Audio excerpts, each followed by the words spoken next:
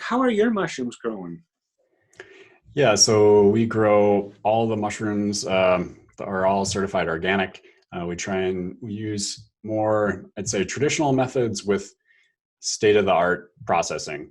And so we are in China on certified organic farms, and they're typically mushrooms are grown on sawdust logs. Sawdust is a really good nutrient for mushrooms to grow on. And usually they're grown in shade houses. So it could be like basically made out of bamboo for the most part. Really simple. It's always grown with the season. So certain mushrooms start earlier. So like reishi gets planted in April, whereas shiitake, maitake will go out in around September. So reishi takes a long time to grow. But shiitake, maitake go out in September, and then by November you're harvesting, and it's dependent on ambient temperatures. What's the moisture, what's the heat level. They get reishi growing early so it can go through the summer because it really likes the heat. And then into like the winter time is when they'll start to plant tremella. The cordyceps likes colder weather as well as the lion's mane. So we'll have these, organic farms that are very, very simple.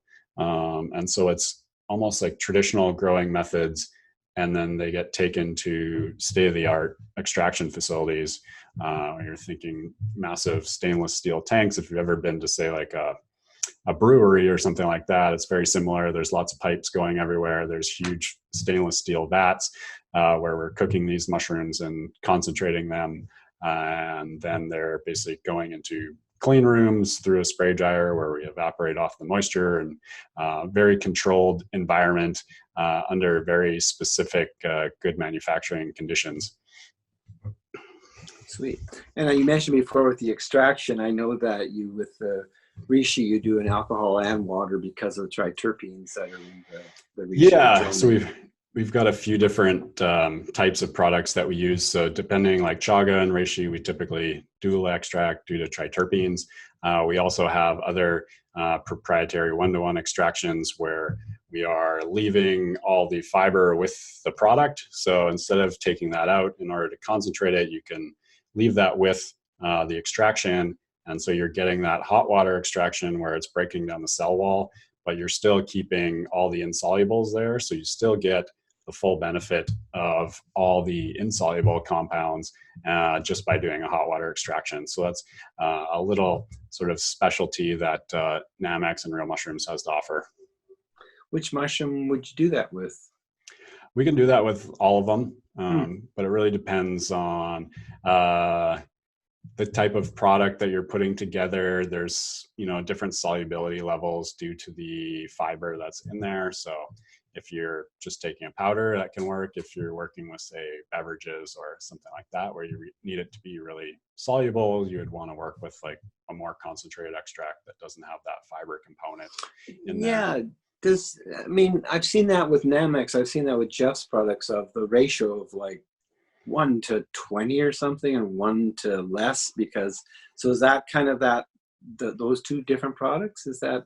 Yeah. So we're like looking at doing some different projects around how the compounds concentrate through extraction ratios, because it's not necessarily, it's not a uniform procedure, a uniform concentration. So a lot of times you think of, say, like a 10-to-1 extract. Okay, it's 10 times more concentrated, but we're not seeing 10 times more compounds from the source material to the final extract. So people have to remember that the extract ratio is just based on raw materials and doesn't necessarily translate over to the active constituents.